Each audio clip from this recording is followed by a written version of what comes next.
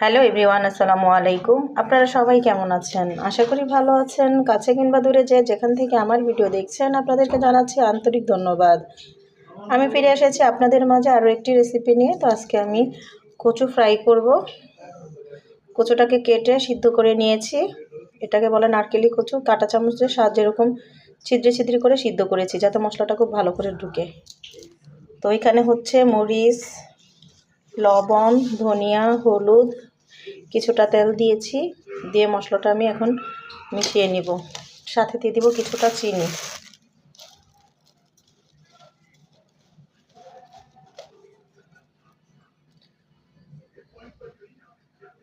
মশলাটা আমি খুব ভালো করে মেখে নিয়েছি। এখন কচুগুলো দিয়ে দিব।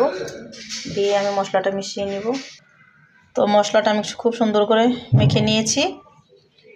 তো অনেকক্ষণ কিছুটা সময় একটু আমি মেরিনেট করে রেখেছিলাম। এখন ভাজবো। তেলটা গরম হয়ে গিয়েছে, ভেজে নিব।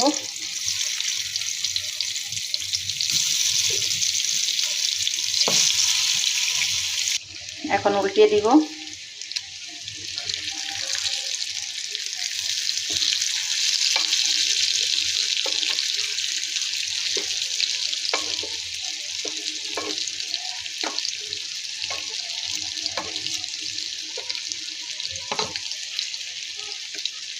আসলে এটার মধ্যে যেভাবে খাবেন, মানে চিনিটা অবশ্যই দিবেন। চিনিটা দিলে খাবারটা বেশি ভালো হয় কচুর সাথে। তো সবগুলিভাবে আমি উল্টিয়ে নিব। তো চিনিটা এখানে স্বাদের জন্য। তো আমার বাচ্চারা আমরা সবাই খুবই পছন্দ করি। কিছুদিন পর পর এইভাবে খাই। তো ভাবলাম আমার বন্ধুদের সাথে এভাবে শেয়ার করি।